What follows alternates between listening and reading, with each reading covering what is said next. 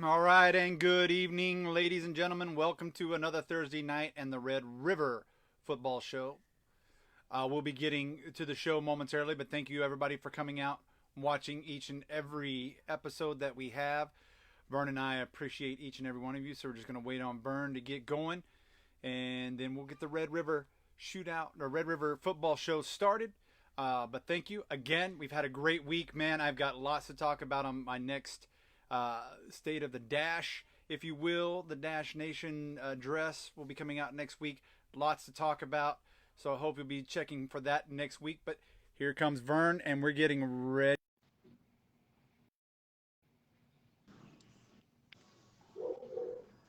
All right, ladies and gentlemen, and welcome to the Red River Football Show, the premier show on Thursday nights, better than any talk radio show that you guys can find out there.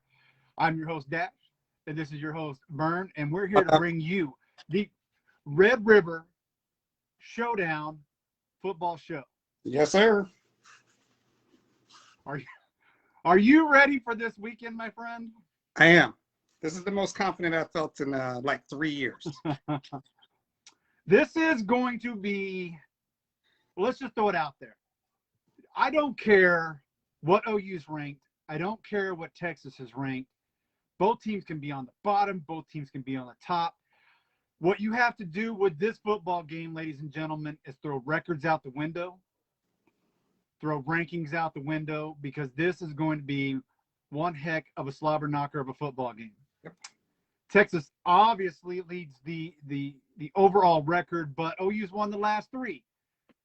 Like Vern just said, though, he feels comfortable. Why don't you give us a breakdown on what you feel the most comfortable about? The running game. Y'all have a huge – West Virginia showed everybody Oklahoma's biggest weakness on defense. And then our defensive line has been dangerous. And we know your quarterback's spending a lot of time trying out for the sprint team this year as well. So – Yeah, I will say that as we just lost him.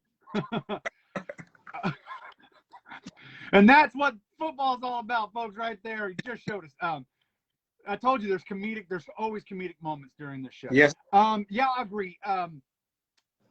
OU, not too bad on the defensive line itself. Where we hurt the most, and it's been prevalent since the West Virginia game, like you said, and that's our linebacking core. Okay. Our linebacking core definitely, and man, what was it? Deuce was making it 6-7 yards again. You know, when they play in Kansas State. I agree with you. Let me ask you this question, and this was a question that was posed even to Texas reporters over the week, as well as stuff that was brought up here. Now, we know Bijan is great. We know he's an awesome running back. There's no doubt about that. But does he make your offensive line look better than they really are? I've watched a couple of games, or watched some of their last couple of games. That left side of that offensive line does look a little bit. I don't want to say bad, but it's a suspect. Yeah. Overall, I think they're above average as far as the Big 12 goes in offensive lines. But would you say it's about 60-40, 70-30, Bijan? I mean, that's – and not comparing him to the great Barry Sanders, but he made anything in front of him look good. And I kind of think Bijan is special like that in a way where, I mean, that guy finds a hole, man. It doesn't matter where it is. When he finds a hole, he's wiggling through there, and it looks like great blocking. Dude could have tripped and fell on a guy. He's going to find that hole and go. So, yeah, I mean, I'd say it's about 60-40 him, especially on the left side. That was solid.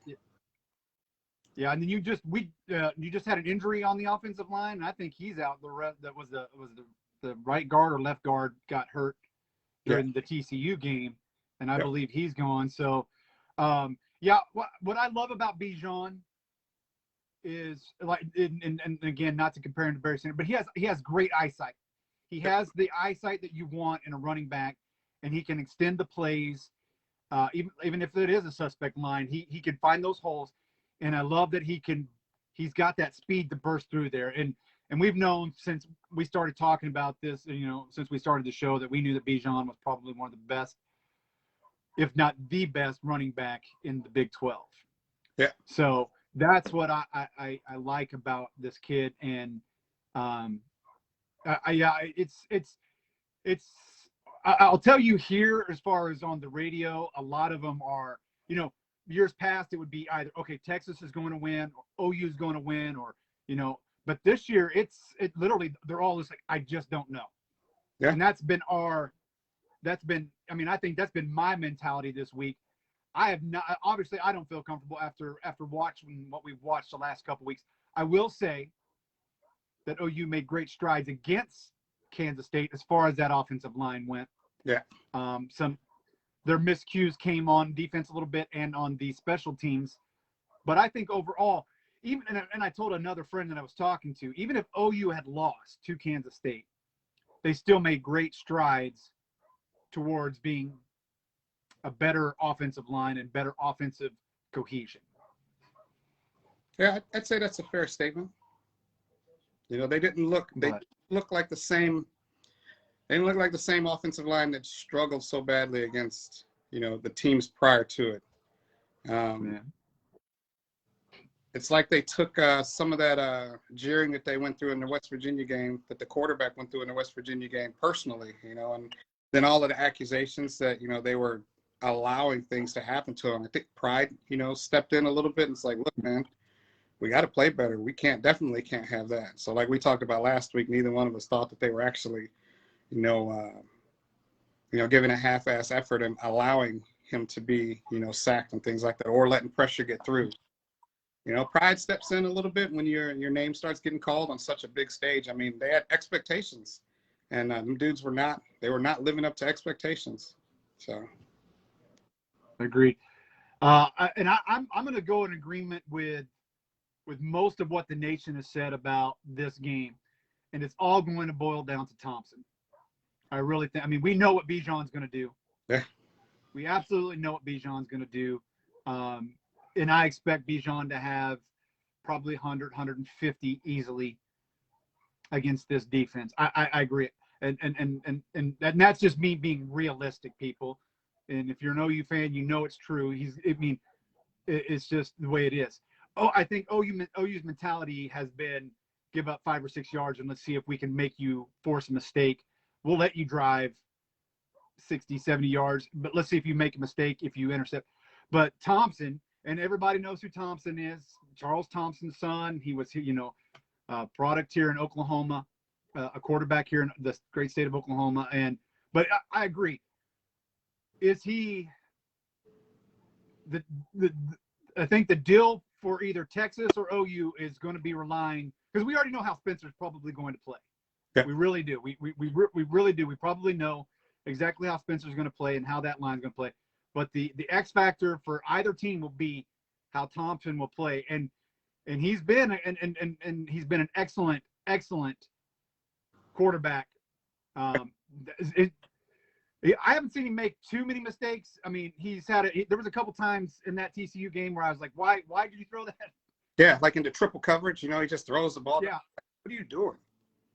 Yeah, like, why did you do that? But, I mean, I still think, and it's been talked about even here by our sportscasters, and I know I read some of the Longhorn Scoop and 24/7 Texas and all that stuff. So I like I'm kind of with you. I think and Texas fans probably should be very confident this year.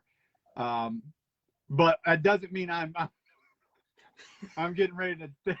That doesn't mean I'm getting ready to give it up and say Texas is going to win this game by any means.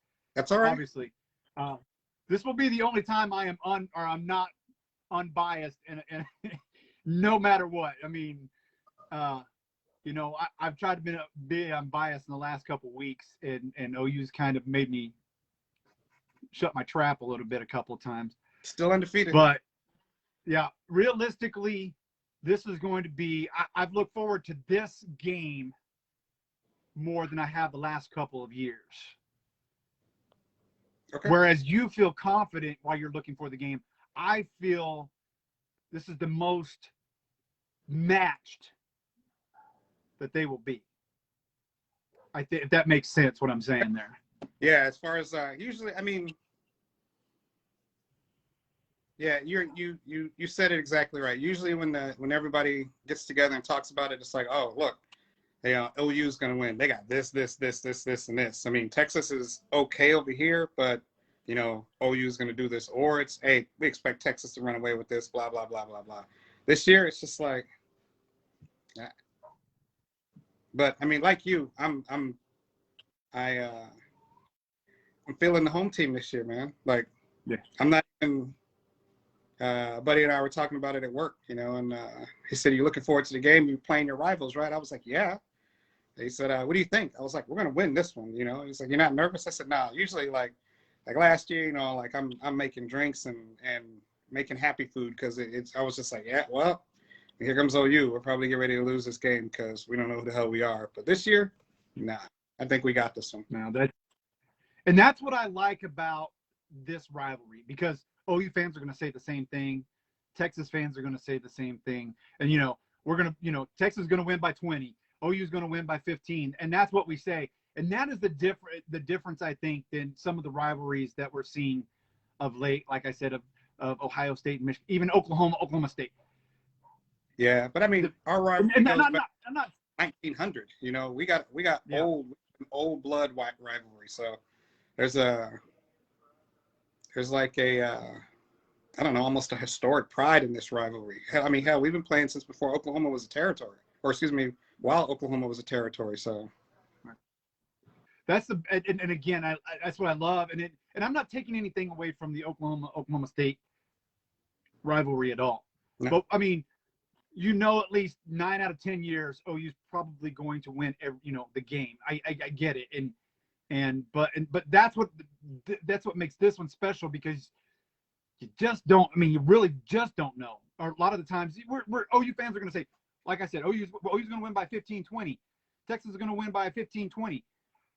But like I said, you've got to throw records. You've got to throw rankings. You got to throw all that out the window when these two teams line up in the Cotton Bowl. You just have to. Last 6 or 7 games have been decided by one score or less. Yeah. So I mean, you never know. And I believe, think what you will. I know Oklahoma State's playing great ball, but I still think this is going to be the matchup for the Big 12 championship again. I really, really foresee these two going back to the Big 12 championship, and Texas right now is the best team in the Big 12. We all know it. Everybody knows it. Oklahoma fans know it. Texas is the best team playing football right now. Going into this game, Texas is the best team. We know it. But what I'm trying to get at is, got to throw that out the window, because I've seen Texas up and ranked high at OU in the crappy years in the 90s and 2000s, or and before the 2000s started, Blake and them, where they came in and beat a great Texas team. And same with Texas. Yeah, Charlie. OU's been ranked high. 4 years ago, won the game. Nobody thought they were going to win. So, yeah.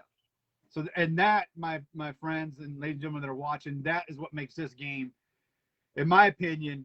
I know Alabama and Auburn folks are going to argue with me, and Michigan and Ohio State are going to argue with me. But this is, besides Army and Navy, this is probably one of the best, if not the best in my mind, rivalry game of all time. Yeah, I agree. So. Yeah. So, okay. So we know we got OU going in, and OU Texas going into the Cotton Bowl. Fans are back this year. The fair's going on again. Yeah. Does that play a role? I mean, obviously it plays a role, but how big of a factor will it be this year compared to last year? I think it'll be a big factor. You're going to see the split C, the burnt orange and that crimson color that you guys like to wear, dividing the field, man, and playing in the Cotton Bowl. Like, this is somewhat, for these two teams, this is their Super Bowl, like Um, I think the only games bigger than this for OU and Texas are the Big 12 championship, and then any games that they play in any of the playoffs that they're going to get to. So, the fans are going to make a huge difference. Huge difference. Yeah, I agree. I don't like the 11 o'clock games. I never have. I've always liked it when it was. I like that 2:30, 3 o'clock kickoff. I think for whatever reason, not that has any bearing on who wins the game or anything. I just never liked the 11 o'clock kickoff. It just seems Early. too early. I want people. Yeah, I want that whole entire crowd, and this is going to be a national game. And I want everybody on Facebook. I want everybody talking smack, because some people 11 o'clock, they're still running chores and whatever they're doing. Yeah. But no, I agree with you, man. I think the atmosphere this year is just going to be wild for both sides. I just think they're ready to get back at each other, chomp at the bit, talk to smack. And I mean, it's been a couple years since I've been down there, but I love the atmosphere. It's one of the greatest games as a fan to go to, no matter what. Even the ribbing and talking smack back and forth. It's one of the best atmospheres to be in. Period. Nice. So, all right, we're going to go with, if OU wins, you got to wear the OU hat. I'm not worried about that. Yeah, I know.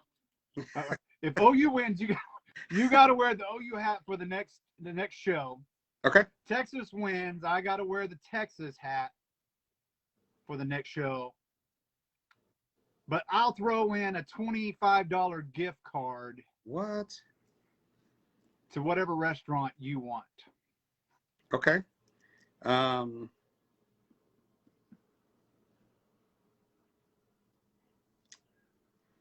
I will throw in. I'll throw in the same. I will match that. All right. I will match. Excellent. That, ladies and gentlemen, you have heard the bet. If OU wins, he's got to wear an OU hat. And he's got a Billy Sims card. There it is, right there. Perfect. Yeah, absolutely. Yeah, Billy Sims card. But okay. Yeah, man, I am so excited about this game. Billy Sims barbecue. Yeah, I figured. I love it. Love it. All right, so let's get your prediction on the OU Texas game. I think they're gonna stick with tradition. It's gonna be close, but I got Texas at 28 and OU at 24. Nice call. I've seen a lot of predictions over the week, kind of in that same score range. Very, very. For this game, low scoring. I mean, it's always close, but it's last couple of years, or past few years, it's been high but close. Yeah. I agree with you, though. I absolutely agree with you, like I said. But I'm going, ladies and gentlemen, you can go back and watch all my videos that I have posted. I have called every 2-point game that I have called. I've called it correctly. 2-point games. If I've said a team is going to win by 2 points, I've called it correctly. So I'm going with, and I'm sticking with my pick from all week. OU 19, Texas 17. I think it's going to be low scoring. He's going to have 100, 150 yards. I got it. He is. He's going to run it. Touchdowns. He's going to have 17 points himself. So I'm betting on my I'm betting on my defensive line. Okay. I'm betting on my linebackers that I just talked smack about 10 minutes ago.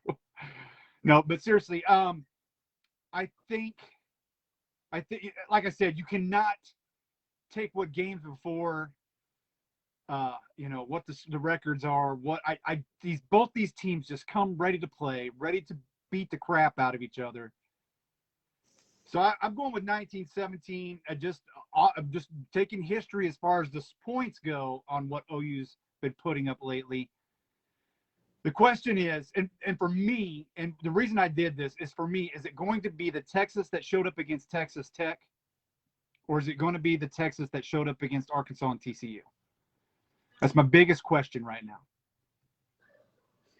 And again, I'm not taking anything away from Texas. No, they are the best team right now. It's play up or play down syndrome, and you're absolutely right. I think though, this is gonna be one of them instances where they play up. Like we said, this is history, man. This is their the interstate rivalry. Like this is they play Texas Tech. Texas Tech, it's kind of a rival. I haven't considered them a rival because they usually, meh. But they came up and they're like, we just want to make sure you understand, like, we're big Texas, you're little Texas type deal. I don't think it's going to be that significant of an offense showing, but I think definitely think they're going to win, and they're going to show up and play like they did against Texas Tech. Yeah. Well, I like I said, I'm so excited for the game. What is your favorite memory from this rivalry? One of your favorite memories from this rivalry?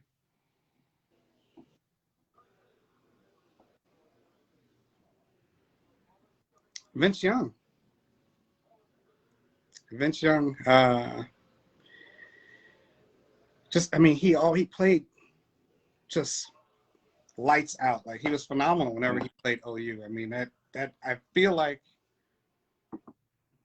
his performances against OU are what made him an NFL prospect and made him a high draft pick, because he always showed up. He always played hard. Like, I mean, from start to finish, that dude was ball. So, yeah, and the battle, man, like this, you don't ever forget a Texas and OU game, because they're battles. It's from the fans to the field. It's a battle. So,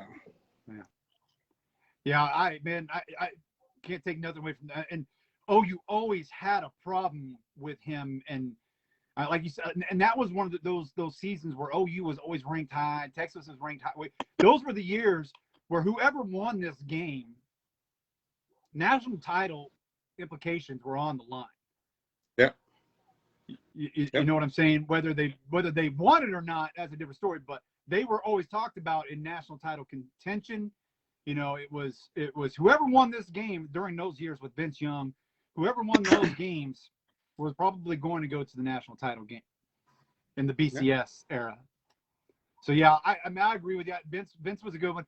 I always don't take this wrong way. I hated Shipley, but I respected him.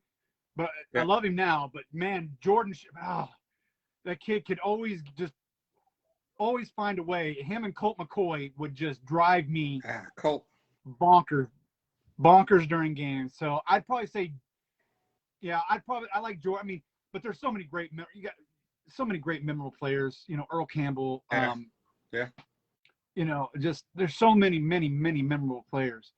I think for me, probably some of the best memories I had was the early 2000s. I mean, I had a lot of memories, don't get me wrong, but I'd just gotten back from deployment and got here to stationed to Oklahoma and everything, and this was when I finally met you guys. But it was the Superman play with Roy Williams and Teddy Lehman on Chris Sims. That's just one to talk about, because it's 20 years to the 20 years to the date that this happened, and I bring that up.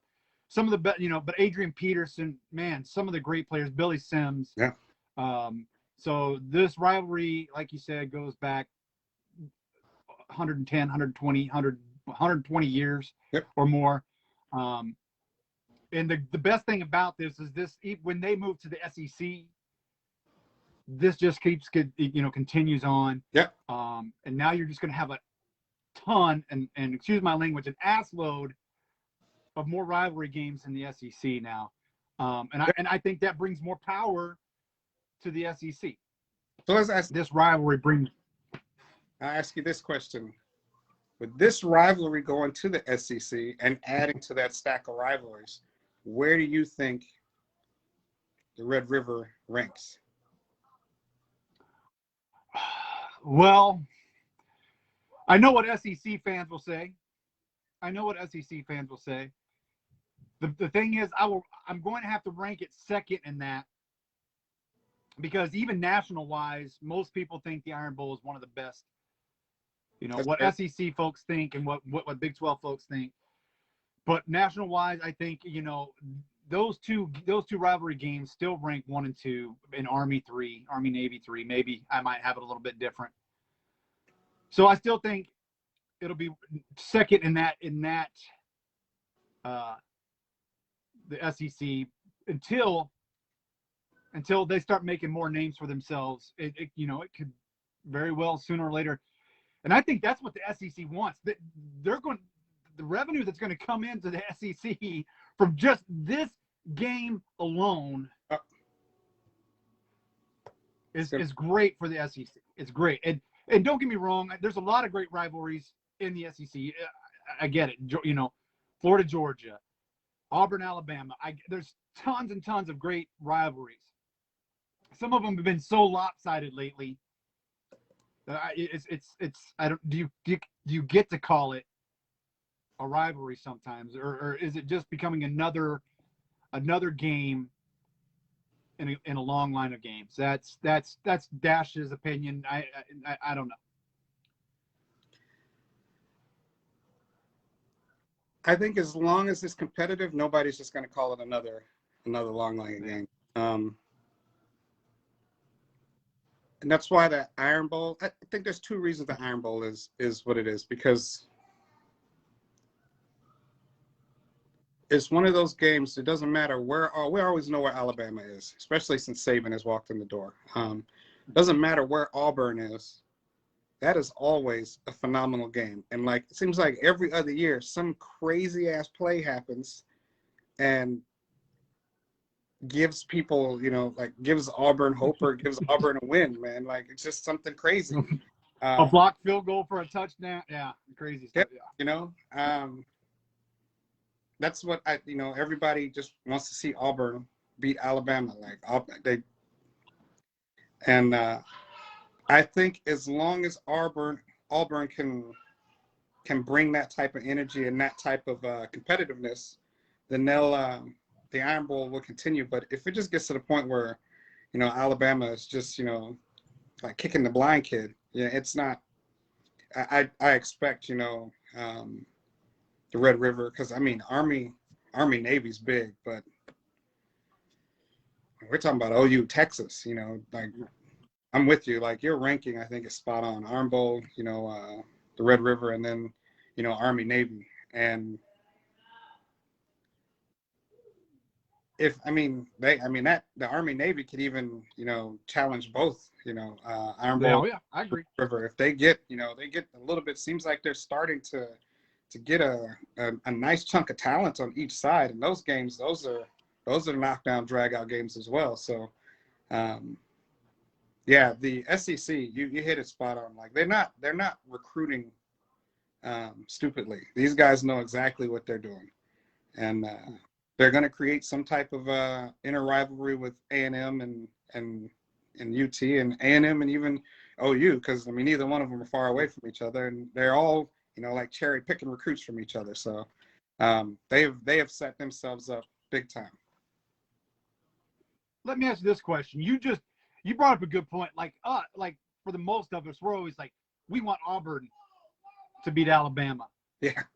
What do you, once OU and Texas get in there, what do you think most fans? Do you think most fans would want OU to beat Texas, or do you think most fans would want Texas to beat OU? You're talking about SEC fans? Yeah. Wow. I think it's going to depend on who has the better recruiting class out of that SEC region. I think it's going to depend on who has the better recruiting class. And then I think it's going to depend on how we fare against the other SEC teams. Yeah. We say Texas goes in there and starts knocking heads, then they're going to want OU to win. If OU goes in there and starts knocking heads, they're going to want Texas to win. If we go in there and start knocking heads equally, then it's going to be it's going to be a pretty good equal. Yeah. Yeah. Yeah, I kind of think it's an equal hatred for us right now. Anyway, I'm just seeing what I see on national news, national podcasts, things like that. I think we're equally hated, even if we're not equally hated in the Big 12, we're equally hated in the SEC. So, Do you but think no, I agree. the Yeah, venue, you think they changed the venue from the Cotton Bowl to Jerry's World to accommodate more people? I mean, you want to talk about more money? That was a question I was going to ask you, and I brought this up a few months ago. What I would like to see, and this is just Dash's opinion. This is nobody else's opinion. I would kind of like to see home, away, neutral field, whether it be Jerry's, whether it be Cotton Bowl, whatever the case may be. But I'd like to see it come to Norman one year, go to Austin one year, then neutral, and keep swapping it back and forth. That's me. I mean, what you would do though, I don't think it moves from Jerry's. I don't think it moves from the Cotton Bowl. I don't think they do anything different, because the tradition of the fair and the fans, I think they stick with that. I think the fair would fight it. The fairgrounds would fight it, because the revenue they make alone on that game, on that day. But it would be nice every once in a while just to kind of see a different aspect. I would love to go to Norman to see a OU Texas game, and I would love to go to Austin to see an OU Texas game. So I don't know. What's your thoughts on that? Man,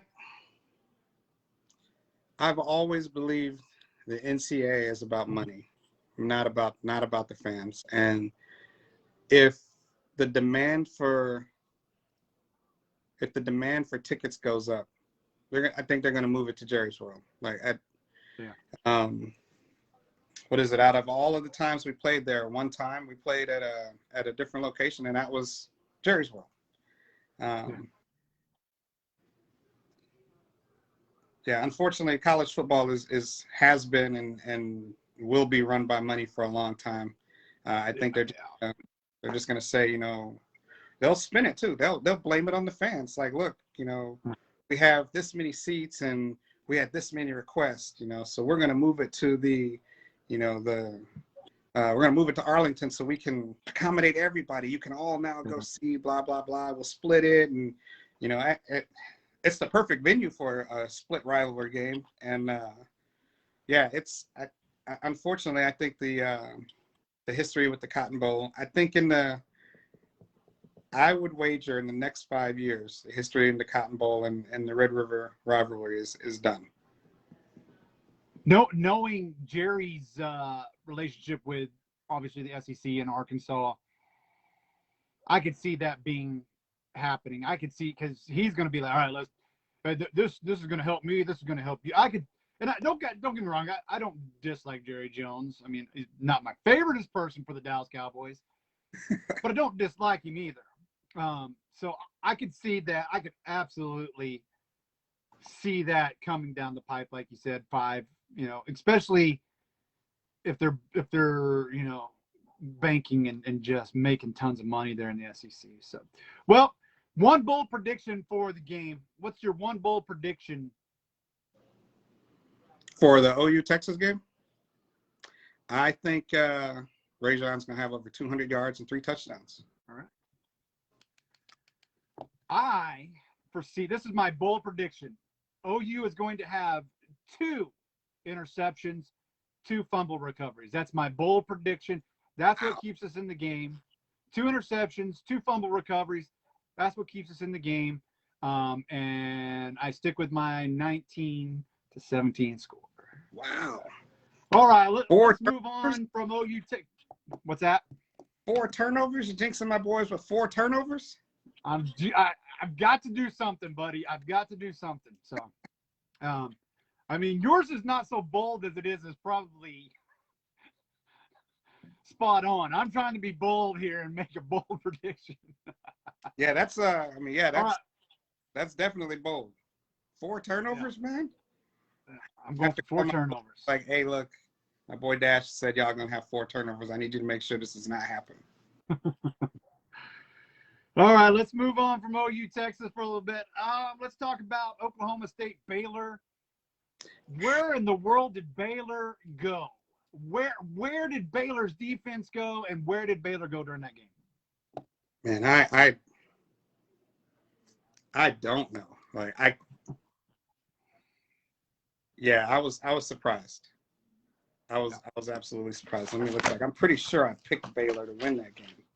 You absolutely did pick Baylor to win that one. I picked Baylor to win that one, man, and I was like, I almost called you back and said Baylor's going to win it that Friday, but I kept my Oklahoma State pick. It was I don't even know what in the world. Yeah, you picked Baylor. Yeah, I don't know where they went. And I mean, you got to ask yourself, like, where did OSU come from as well to put it on them? Like, it was crazy. They found the running game. They found the running game in that daggone Boise State game, and then they just kept going with it from Kansas State on. And that's what I've said from the beginning. As soon as they find a running game, that's going to. Now Sanders is still. This is why I don't think OSU hasn't played anybody really in the Big 12 yet. Yeah. I mean, we said Baylor was good. Yep. Spencer Sanders cannot have those turnovers against Texas and OU. He just can't. They won't recover. Even as down as OU is playing right now, you give OU the chance to have the ball more than the opponent, they're going to win it. Yeah. That's what's kept OU down this year. If you look at it, the ball possession for the opposite team against OU, heck, in the first half, OU had the ball 3 times against Kansas State. 3. Yeah. If you do that to OU, that's how you're going to beat it. But if you continuously give the ball to OU and Texas, Oklahoma State, you're not going to recover from that. So it's going to be tough. But they found a running game, and that makes Oklahoma State a pretty, and they've always relied on that running game to open up his passing, and they found it. So I think that's what they're and we talked about it last week. As long as you continuously get better and better and better each week, no matter what team you are, you're going to win if you continuously get better. Iowa State destroyed Kansas. I ate crow when I said that Kansas was going to at least beat the spread, but they didn't. But again, I'm still not impressed with Iowa State right now. I'm just not. You just can't go in and play Kansas. It's like I said, we talked about it a couple weeks ago. Kansas is, if it wasn't for Kansas basketball team, they'd be a Division II team. They would. Yep. I wholeheartedly agree with that. Let's get on with the games this week. There's only 3 of them. We already talked about one, so that gives us a little bit of time to talk about these games coming up a little bit more. We got West Virginia and Baylor. West Virginia, a Texas Tech team that just got destroyed by Texas, walked into West Virginia and made them look, man, just pathetic. And I really thought West Virginia was just going to handle them. I still don't think West Virginia has figured out that quarterback system. Virginia, if you're listening to Vern and I, please pick a quarterback and get away with him. Get away from the 2 quarterback system and stick with Green. He's your best. He's your man. Yeah. If you're trying to split playing time with the dudes, then do like a whole quarter.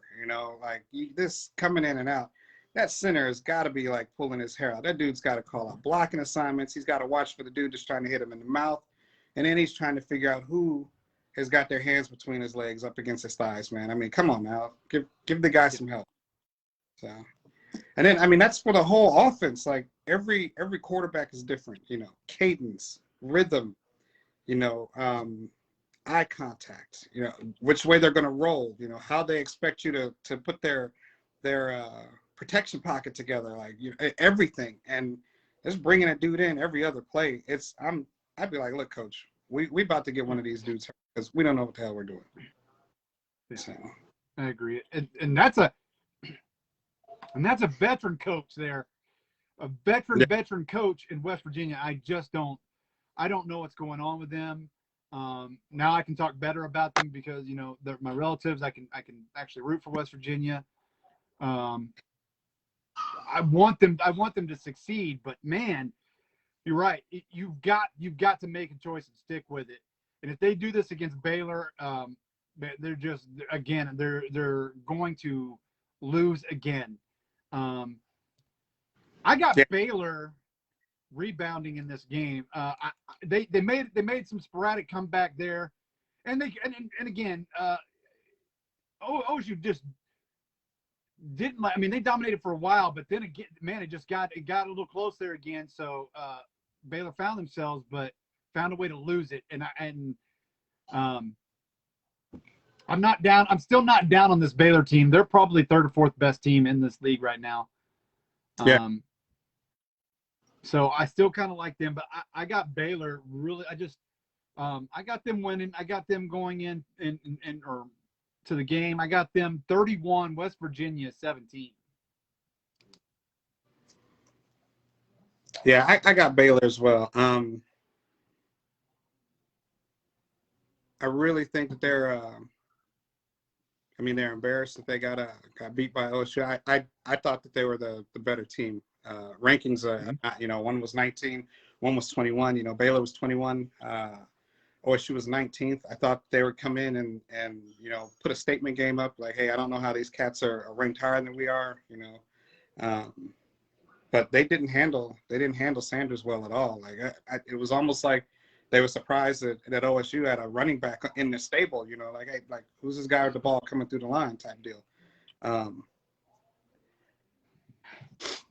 I agree with you. I think Baylor is definitely going to win. I like your point spread. I'm gonna knock it up a little. I think it's going to be 42-17. Nice. All right, man. Texas Tech, TCU. TCU surprised. I mean, Texas and TCU always play each other tough, no matter what. It's another, for whatever reason, they just seem to play each other good, close. And if that would have been the Texas of last year, I think Texas would have lost that game last week if it was the last year Texas. Oh yeah, under Herman, I really believe they would have lost that game. That's the difference between Tom Herman and Sarkisian. Is I think they're loyal to Sarkisian a lot more. I think they're listening to Sarkisian a lot more, and that's the difference in a ball game, folks. And that's why Texas beat TCU. But again, we're talking Gary Patterson, Texas Tech. Yeah, Matt Wells is on his way out. Come on, we know it. Other than that, I mean, it was a good win at West Virginia. It was a good win. They needed that after that. I mean, let's just embarrassing showing they had against Texas. Yeah. So, I don't know. I have tossed back and forth all day long on this game. I was pretty sure TCU was going to win it earlier in the week, but today I'm just like, I don't know, because I don't know what TCU is going to show up, and I don't know what Texas Tech is going to show up.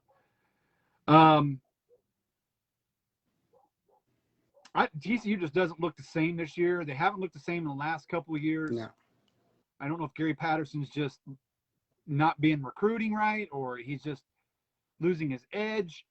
He doesn't look happy on the – well, let me put it, Gary Patterson never looks happy on the sideline. I take that back. Like Bill Belichick, man. Yeah. He's definitely like a Belichick Jr. I'm going to go TCU. And I'm going to keep it relatively close. I'm going to go 10-point game. I'm going to go 27-17 TCU.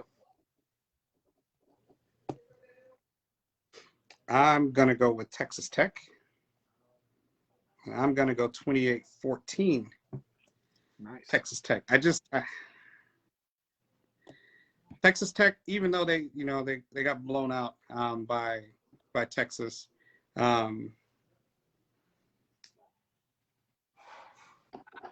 even in that loss, they showed a lot. So I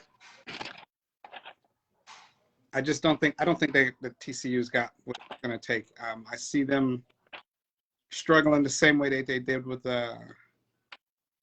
Texas a little bit. Tech has got a great back. For a little while there, they had the highest passing, the most passing yards. Quarterback had the highest passing percentage in the Big 12, and a couple of bumps, but I think they're going to come back and they're going to win. Yeah, that's a good pick. All right. So we got ready for our. I will give you the numbers. I'll have to email or text you them afterwards because I didn't. Unfortunately, I had some things come up today that I didn't get all the way prepared, so I apologize. But I will get you the numbers of where we at, and on the next show, I'll make sure that we're squared away. So we'll get to this week's picks, and we're gonna go. Our first game, let's go Arkansas, Mississippi. After we watched both teams get dismantled and both of them get embarrassed. Yeah. And I don't take anything. And the reason I say Arkansas got embarrassed because I really thought they would put some points up against Georgia. Georgia, and if you didn't, and ladies and gentlemen, if you didn't watch my Tuesday show on my top 10 for this week, I have Georgia number 1 in the nation. That's I think Georgia's got a better defense than Alabama, and I think the win over Arkansas was way better than the win over Ole Miss. So I got Georgia number 1. So this is a rebound game for both of them. They're both still pretty prolific offenses, both really good on defense, I think, but a bounce back game for both of them. And I'm going a really, really close game. I'm going 1 point. I'm going 1 point, and I'm going Arkansas 24, Mississippi 23, Ole Miss 23. Yeah, you're right. I expected Ole Miss. Lane Kiffin, all bluster, man. It's like a hard blowing storm at a thick concrete wall. I just feel like he did everything he could to make himself, not his team, himself look relevant in the upcoming matchup against Nick Saban. And this is where I expect to see, after that loss, expect to see the winds come out of the sails a little bit and the team start to suffer due to his lack of attention on them and concentration on himself. And you can't, I expected Arkansas to beat Georgia. Georgia's defense. You picked them. Yeah, Georgia's defense is, it's solid. The Clemson game was, that game when, when there wasn't a touchdown scored or, there were very few points scored. It was ridiculous. And, but Clemson, they've lost. It just seems like when everybody left last year, they were just like, all right, let's rebuild. Who do we got? Let's bring in everybody, and we'll see what happens. Yeah. Georgia's defense is for real. I expected Arkansas to challenge that defense a little bit, and it was like Georgia was like, well, look, hey, we know everybody expects you guys to come in here and do something, but we got a little bit of offense too. And yeah, it was you were absolutely right. They got embarrassed. Ole Miss, I expected them to get embarrassed. You don't poke the bear, man. You don't, especially a broken leg rabbit laying in front of it, man. Like, we are talking about Nick Saban. You are Lane Kiffin. You were the dude that was getting him water and running his offense last year. Yep. Come on, leave him alone and just do your thing. Worry about your team. And he couldn't do it. And I don't think he's going to do it now. I expect Arkansas to reestablished themselves per se in the SEC as a threat, and they're going to beat Ole Miss. I'm going to give it a 21-14. Nice. All right, good pick. I totally agree with you. Georgia is number one. I think right now, if next weekend it was a title game and it was Alabama and Georgia, I think Georgia would beat them, simply because their defense is fantastic. Yeah, it's just, and they pitched 2 shutouts 2 weeks in a row. The last time, and I'm not trying to bring up, like make jinx or anything. The last time Georgia pitched 2 shutouts in a row, it was 1980, and they won the national championship with a certain little awesome running back named Herschel Walker. But so yeah, great picks. I agree with you. Battle of the Unbeatens. I got Penn State at Iowa. We're going to find out who's for real in the Big Ten in this game right here. Who's the pretender and who's the contender? Penn State, again, I'm just not sold on that Auburn win with them. And Wisconsin just looks garbage now. So I'm not sold on them wholeheartedly as a contender in the Big Ten. Iowa, they're playing great ball right now. Signature wins. I mean, I guess if you want to call Iowa State a signature win, you can. But from the beginning, if you, again, go back through all my videos, and every video I say Iowa is the dark horse this year. I've said it from the beginning of the season. Iowa's the dark horse, and they're probably going to bust that. They're going to be a new person in that playoff. So I got Iowa. I'm sold on them. I really am. I got Iowa 27, Penn State 17. Wow. And it's at Iowa. It's a home game for Iowa. So that's why I give the edge to them. They play pretty good. They play really good at home, which they should, you mean.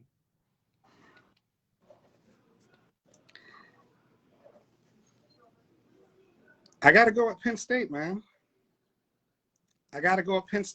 There's the line ways to win. They sometimes you got to go with heart, and I think that's one thing these dudes don't lack is heart, determination. They play with a what is the word I'm looking for? A fortitude. Fortitude, a unity. Like those guys, like that. That team, like you can tell that they are a solid unit with one goal. Like there's nobody on that team that's trying to stand out, make the stats. You don't hear about anything like that right now with them. I think they're going to come in. I think it's going to be a close game. I think it's going to be 21-18, but I think it's going to be Penn State. And don't get me wrong, Penn State fans. I'm not taking it. They were 0-5 last year at this time. This year they're 5-0. I get it. I'm not taking anything away from them. I just don't think the Auburn, to me, and I'm like I said, I'm just a guy who sits here and pretends like he knows what he's talking about. I'm just not sold on that Auburn and that Wisconsin win just yet. So that's a good pick. I like it. I like close games, and that's what we've been seeing literally all year long is parity in college football. Like Vern and I have been talking about since we started this. There's only 2 teams that are good. I mean, I don't want to say good. There's only 2 teams that are dominant, and that's Georgia and Alabama. We know that. We know that from everything. But yeah, good picks. Surprising here. Surprising. Michigan. We got Michigan going into Lincoln, Nebraska. I'll let you pick let you make your scores first. It seems like every weekend, and my brother, I don't know how this happened, and I give him hell about it every single time he talks about watching. My brother is a Michigan fan. We're not going to allow him back in Texas until he changes colors, but it seems like over last 3 weeks, every time Michigan has won a game, one of the announcers, comes, is Michigan real? Is Michigan for real? Is Michigan for real? Look, the dudes are 5-0, and they've done it convincingly. I mean, 47-14, 31-10, 63-10. The closest game they had was 2013 against Rutgers. Yeah, they're for real. Harbaugh has finally gotten a dude that can throw the football, and he is doing a damn good job. So I think Michigan is gonna dismantle Nebraska, and I expect it to be a blowout. I think it's gonna be 49-14. Awesome. Well, you know where I'm going with this. I always got to have an upset game of the week. I always got to have an upset game of the week. Ladies and gentlemen, this is my upset game of the week. I think Nebraska, when they have big teams, when their back is against the wall, they play really, really, really good. They showed up, whether they won or not, they've showed up and they played really tough. OU, Michigan State, and games like that. Excuse me. I think this week is that breakthrough game for them. This week, if they're going to show up, I mean, it's in Lincoln. They're going to show up. They're going to play balls to the wall. They're going to play lights out. And here's my 2-point game again, folks. 2-point game. I like 2-point games because it makes me feel like I know what I'm talking about sometimes. Now watch now. I probably just jinxed myself. But I got Nebraska upsetting them 23-21. We know Nebraska can control the ball. Yeah. They did it. They've done it the last few games. We know they can control the ball. They can hold on to that ball. They can drive it down the field. 23-21 Nebraska. And they can put points on the board. The board, but I don't think they're going to be able to handle that air show that Michigan is going to put on. The receivers are fast. So yeah, I mean, I'm not a Michigan fan. I think we've talked about it. They're probably the team with the most overrated expectations and hype based off of a non-existent history. Like, what has Michigan done in college football besides produce Tom Brady? Nothing. Yeah.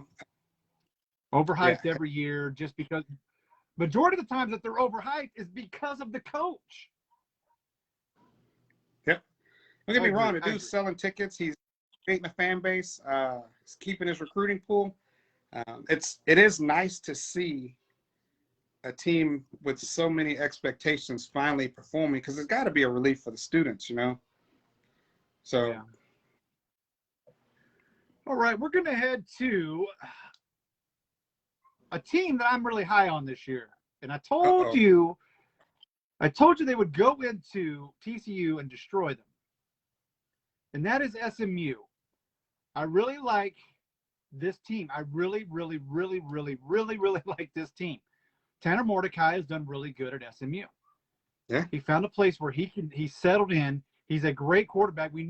Obviously he was a good quarterback. He wouldn't have got recruited by OU. We know that. We know that 100%. If we know one thing about OU, they're never going to recruit a mediocre quarterback. Nope. So, SMU versus Navy. I like SMU, man. I do. But I'm going to let you talk your pick. Make your pick real quick. Man. Yeah, I'm gonna have to go with you at SMU. It's gonna be a challenge for Navy's defense, but I just think SMU's defense is going to be able to handle Navy's offense. Mm-hmm. So I'm going to have to go with SMU, and I'm going to go 35-18 SMU. Ladies and gentlemen, this might be a first in the history of Red River Football Show that Vern and I were so close in a score. So close. I said 34-17. SMU 34-17. Yeah, man, that's, you know me. I will never pick a straight. I will rarely ever pick a straight up like 28-21, something like that score. I don't know. I just feel like there's always something going on. A field goal being kicked. Especially this year, like I said, with the parity. Yeah. Some weird scores out there. Some Yeah. really weird scores. Yeah, I like SMU. Like I said, man, Tanner Mordecai looks so great in that offensive system, and I mean, SMU is on the rise. And again, if they go to these super conferences in a few years, SMU is probably going to be in the Big 12. Yeah. I could see it. I could absolutely see it. But that's just speculation. I don't know anything about it.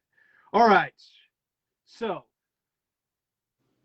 the OU and Texas score has nothing against what our overall record. It's just me and you. So we're going to pick a fifth one, this one. Okay. Because we got something else riding on this one. I don't want to throw in the OU Texas one on this one. So we're going to go, and I'm just going to, because I got a buddy that's on the staff here at this school, and I really like, they're getting ready to come into the Big 12, a couple seasons, BYU, but I really like this. Man, they're another Cincinnati, BYU. These are busters. These are playoff busters, if you will. And this team looks really, really good. And Boise's going into BYU. Boise's just not the Boise. And every year we keep trying to put Boise to be the Boise they were in the mid to late 2000s and into the middle of 2010s. They're not that same Boise. No. I like them, yeah, but I'm going BYU. Like I said, I'm high on this team. Not that I have any inside information. Wink. No, I'm just kidding. I probably get in trouble for that. No, I don't have any. But BYU just looks really good on the football field. Really, really good. So I'm going to go BYU 35, Boise 21.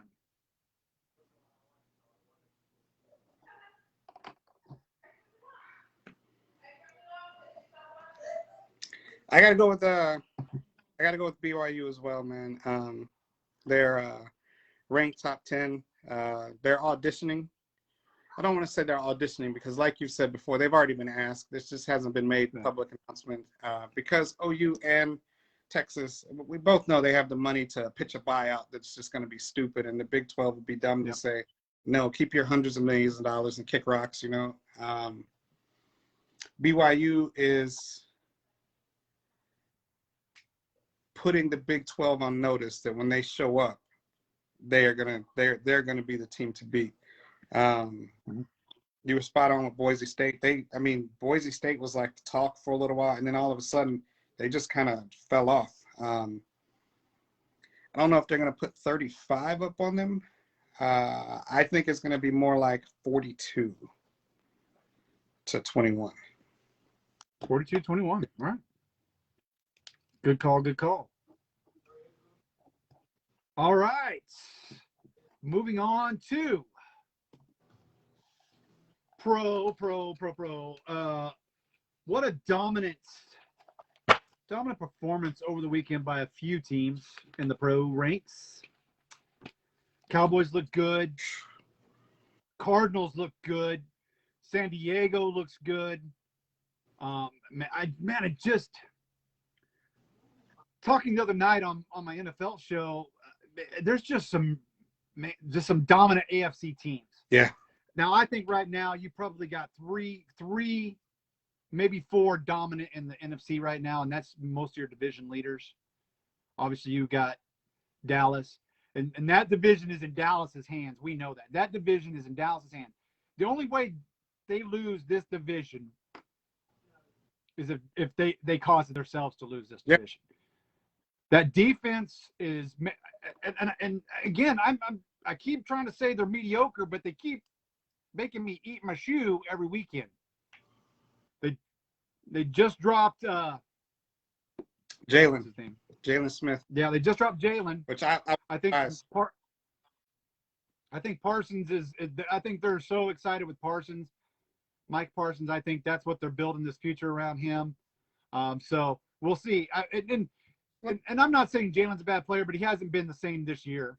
Well, let me ask you this, because his playing time has been different this year with them bringing Van Der Esch back. Why him and not Van Der Esch, who is just a younger Jason Lee with the same neck problem, man? My point on this one and is because he's still on that rookie contract. Yeah. That's the only and that is the only reason, Ben. As soon as that rookie contract's gone, Van Der Esch is gone. Yeah. Unless he just blows up. I agree with you. He's going to be gone. Yeah. Yeah, I think that's the only thing that I could come up with. I mean, we know there, and I'm sure there was some beef with Jalen and upper echelon of the Dallas Cowboys. I don't know. I'm speculating. There was contract. It was money talk with him. I mean, yeah, it was. Yeah, it was.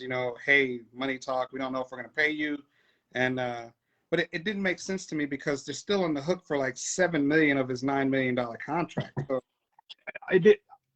I think it could have. I honestly think it could have waited till the end of the year. I really do. I don't know what. Again, I'm not. I don't know what Jerry Jones thinks of sometimes, and so I'm sure as the week progresses and next week progresses, we'll probably get a better idea of what happened there. But yeah, I can only. I'm sure this next draft, they're looking for another Micah Parsons to get so they can get rid of Van Der Esch. Yeah. And I like both. And don't get me wrong, I like Van Der Esch. I like Jalen. I thought they were both really good. But yeah, they're both injury prone, and I think that's and you're right. You just what I'm a Lee. Yeah, he's just another Lee with injury prone. So that's a good call, man. It's going to be interesting with Dallas going on. Like I said, the Cardinals, again, as long as and I said this on Tuesday night, as long as Murray stays healthy, that Cardinals team is going to stay healthy, and I think they're going to win. I don't have them I don't want to say they're the best team in football right now. They're definitely playing like the best team in football. Like I said, I still have the Bills, the number one team, and the Bills that defense is just monstrous right now, and it's probably the best defense overall in the pros right now. Or at least I know they're top 10. Yeah. There's other defenses that are better, but they're a top 10 defense, and they're just playing great ball. So, but and then like I said on Wednesday night or Tuesday night, hats off to Herbert and the Chargers on their home field. Playing it was almost a hostile crowd on their home field because there was more Oakland Raiders. Excuse me, I said it again. There's more Las Vegas Raider fans there. Yeah. Than there were. It felt like there was Charger fans. Yeah, that was. And the Chargers can't be upset, right? I mean, yeah, you can, but the Raiders were their team. Like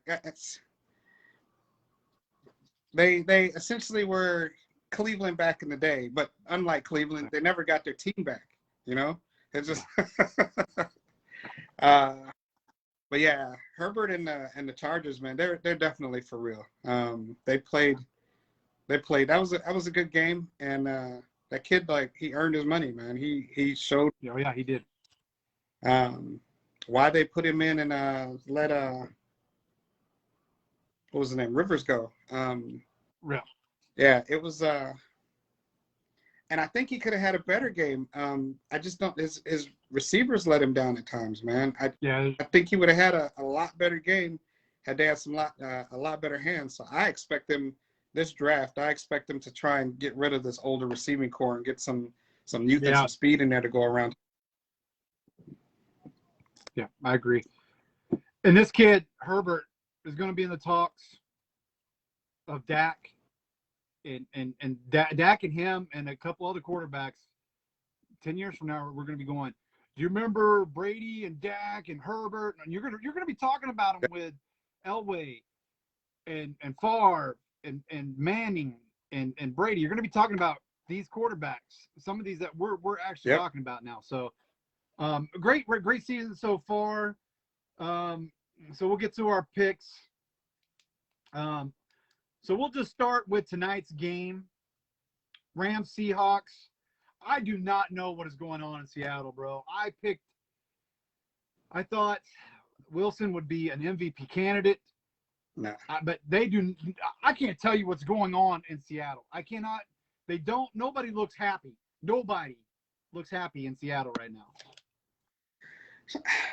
I feel like, what was his name that got injured and flipped off? Earl Thomas. Earl Thomas. I feel like Earl Thomas made it known that the Seahawks organization, starting with Pete Carroll, when they feel like you're too old, they just kind of appease you. They don't, you're just there until they find something to replace you. And I honestly, I think that's what, like, I think they're just, I do think that Carroll loves Russell Wilson. I think he loves his quarterback. He drafted him, got hell for drafting him. He got the man a Super Bowl, but I think it's their relationship is approaching its end, and Carroll is just kind of like, hey, you do you. We'll do this. I don't have any expectations for you because I'm honestly looking for your replacement. So yeah. So I think that's where they're at, and it's unfortunate that it's affecting the team the way it is because nobody's performing, man. Mm-mm. So I'm going with the Rams for sure. I just, like we've talked about, Detroit made Stafford look bad. Detroit made Stafford look bad, not Stafford. Detroit. This kid has found a place. He looks great. I think Sean McVay is still trying to throw the ball way too much.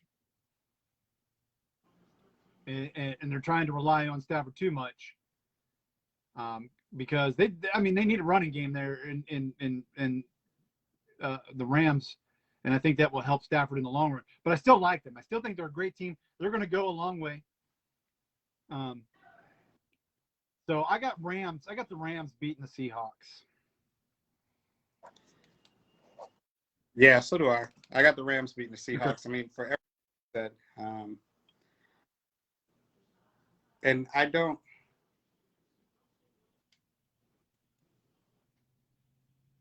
Yeah, and it's part of playing the game is enjoying the game. And you said you hit everything, the nail right on the head. You said they don't look happy in Seattle. Like, happiness brings body language, confidence, heart, desire. When you see Stafford come out of that tunnel with the LA Rams, helmet on, there has not been once. Even when they lost, he was smiling, man. Like, the only thing he had in Detroit was Megatron.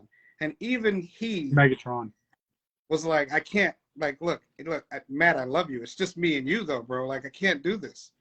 I can't be the only dude catching the ball. And he was like, I got to step away. You're not going to trade me, so I'm retired. So, and then they traded Stafford, which isn't, it's not a completely lopsided trade. I mean, are you looking for a pocket passer?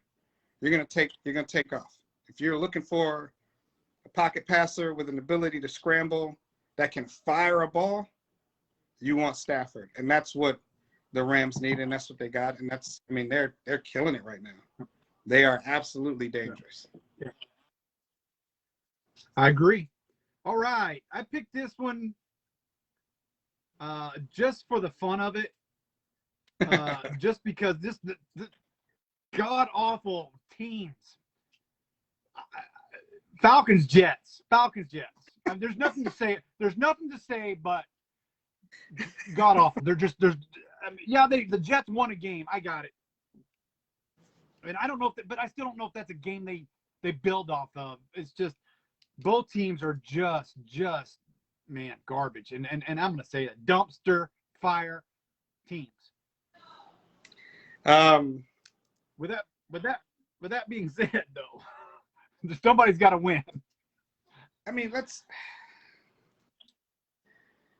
be honest. You expect when somebody says to you, somebody walks up to you right now and says, "Hey, man, Jets, Falcons, who you got?" The first thing you think is Atlanta's got Matty Rice, or Matty Ice. Like that's I'm going with ATL. Matt Ryan is the man. No, he looks done. Like he looks done. Yeah. He still looks like he wants to play ball. He doesn't have anything around him. Ridley just went out hurt, which is just going to be worse. I mean, Julio Jones was like, I got to get the hell out of here. He went to Tennessee, man. He didn't even go to a contender. He went to, I can't say Tennessee's not a contender, but he had to leave. And I just think he saw the writing on the wall. He just sitting back and like, man, we are not going in the right direction. And you got New York, who I can't believe they let Darnold go. Like they didn't give this kid a chance at all. First, you draft this kid, you don't put anything around him, you blame your failures on him, and he leaves. He goes to Carolina, and he is just running stuff. He ran up against the Cowboys team that handled business against him. However, still looked good. The Falcons' only win is against the Giants, bro. Like, yeah. And they got lucky in that one. I don't want to pick either one of these guys. This is horrible. I just want to push it, but I picked it because so we could have a fun. But I personally think Atlanta owns New York this year. Period. I think they're going to beat both teams. So I got the Falcons. I'm gonna pick New York because you're picking Atlanta. All right. I got to pick the opposite. One of these dudes is going to win the second game, and one of us is going to root for them. So, yeah. This is all right. horrible. Yeah, right. I know. I will say, I got two good games coming up. I got two good games coming up here. Okay. We'll start with the first one. But now I don't know because after reading the results of a hurt shoulder on our boy Baker, or I should say my boy Baker. He's been playing injured the last couple weeks. It has affected his gameplay. We got Browns going into the Chargers. I'm going to be honest with you, it's a no-brainer, and I hate picking against Baker. I love you, Baker. We're watching, like I said the other night. We're watching. I love you. I love you. Love you. I hate picking against him, but the Chargers, I think, got this one, buddy.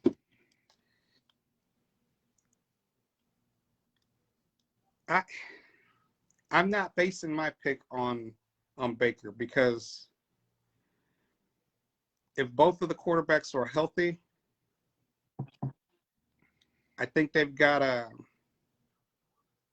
very similar offense as far as capabilities. However, where I think the Browns have the overwhelming advantage is at running back. Nick Chubb is ridiculous. Yeah. I feel like if so, let's say Baker plays, he's got this hurt shoulder and he can't fire the ball down the field. If he can, 15, 20-yard passes tops, Chubb could come in and punch as many, the same amount of yards and every third carry, dude just finds his way to the outside or something and he's down the field for 20, 30 yards, I don't know if the Chargers have the defense to deal with that. I don't know. That's good. I'm with you. I just think. Who have they played with a running back? The only other team that they came upon that has a really good system is Dallas so far. And we know Zeke at the time that the Chargers played Dallas was not his full, wasn't as a factor as he has been the last couple games. I know that. Pollard was. And that just makes me wonder. And that's what I kind of said on Tuesday night.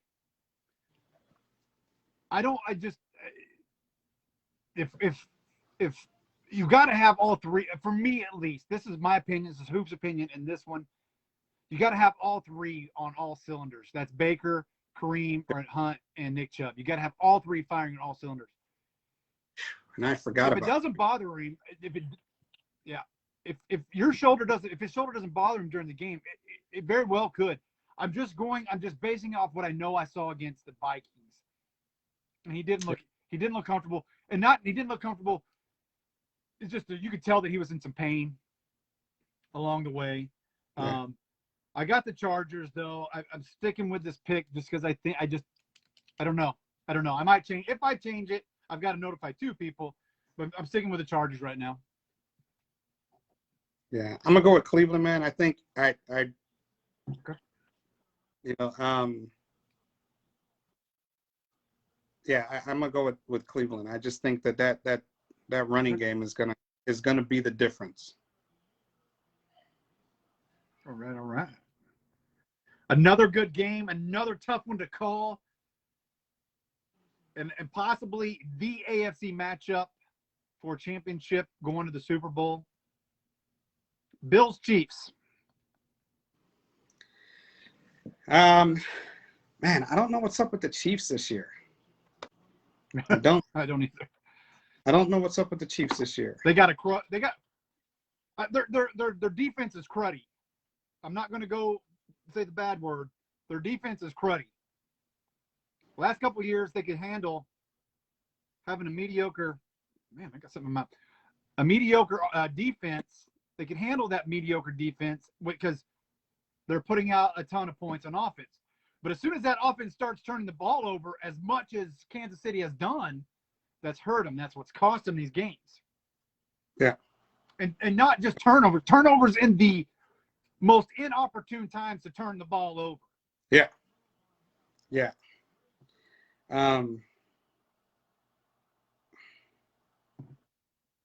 Man.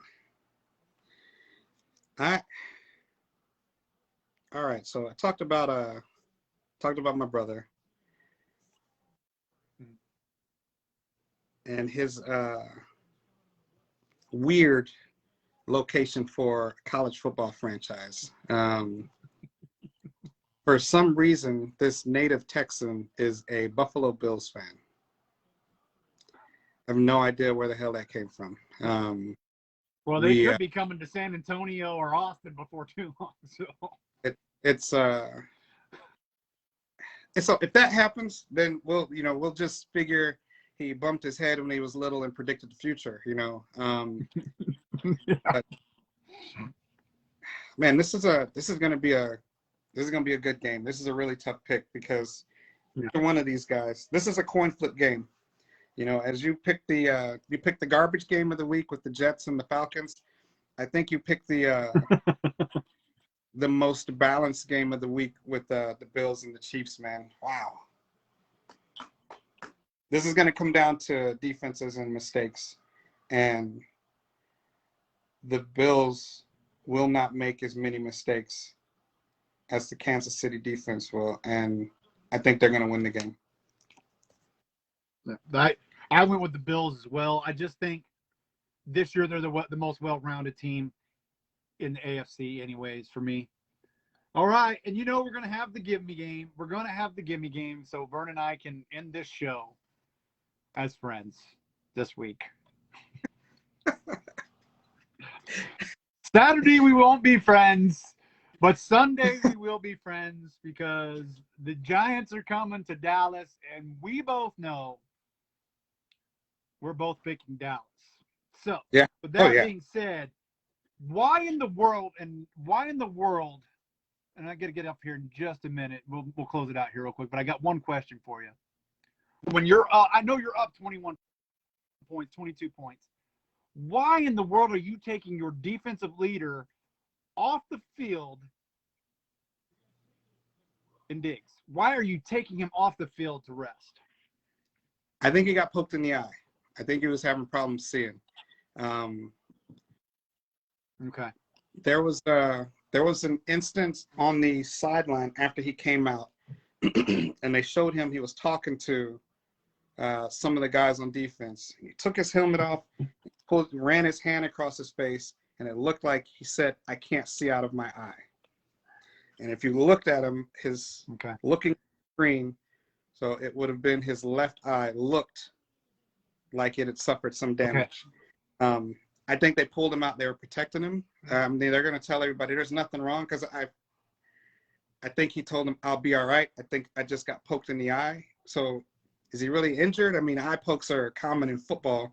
I just think they took an opportunity to because he didn't need to rest. The dude was, I mean, the kid is phenomenal. I mean, I really think it was a precautionary thing. Yeah, it had to be a minor injury that they didn't feel like was, they didn't want to tell anybody because if it does continue and they have to pull him, then, after he has to miss some time, they'll have to pull him. But, don't cause the hype, don't cause the stir. I think it would have been cool to do that and then, like run it through the week and then get these, Jones and them dudes to start throwing the ball at him so he can continue his interception streak. But, yeah, you're right. It was weird at first, but I saw that, and they had the conversation with what's her name that was on the sideline, and then I saw that interaction, and I was like, I think he got poked in the eye. So, okay. Well, yeah, we said, we both know that we're picking Dallas. That's our team. We love them. What do you think the score is going to be? That's my question to you. You asked me why they pulled Diggs. I'm going to ask you what you think the score this week is going to be. They're averaging 30 right now. They're averaging 33 points per game in the last 10 games that Dak has played. They're averaging 33 points a game. I'm going to say, and this is one of the most high potent offenses I've seen in Dallas in some time. Yeah. We're talking triplets time. Yeah. I'm going to go 42-17. You're going to give the Giants 17? Yeah, I am. Just because they'll be up 42-0 in the fourth quarter and they'll pull everybody off defense. They're going to rile up some points because we're going to be pulling people again? Yeah. No, that's a – yeah. I think that's a fair and modest score because I think the only thing that Dallas has to worry about, honestly, the only thing Dallas has to worry about in this game is controlling Saquon. That's it. It's just keeping him bottled up. If you let him get loose, the focus is going to change, and then that's going to change everything for Dallas. If Brown has a game like he did, I think Brown is our weakest link. If he has a game like he did last week, he doesn't have to intercept anything. Just be in the right place at the right time and stop the deep plays. Yes, thank you. Put your hand up and stop the ball, Brown, if you're listening. Yep. Yeah. All right, well, we got to get going. It's a lovely show tonight. Red River Showdown is coming Saturday. If you're a Texas fan, hooray for you. If you're an OU fan, hooray for you. It's going to be a great game. I cannot wait for Vern and I to be talking smack back and forth on Facebook all day Saturday. Good luck to you, buddy. Likewise. Can't wait to see you in an OU hat next week. Cannot wait to see you in an OU hat next week. Okay. I got you. I'm going to get that address and make sure the horns on it. You're going to put the horns on the OU hat. That's awesome. All right, ladies and gentlemen, thank you for coming out tonight for the Red River Show. I'm your host, Dash. That's your host, Vern. We'll be back next Thursday after the results of the OU Texas game this weekend and find out which one of us is wearing an OU hat and find out which one of us is wearing a Texas hat. Yeah. And until then, go Sooners, and I'll see you later, buddy. Hook 'em horns. Night, guys. Boomer Sooner.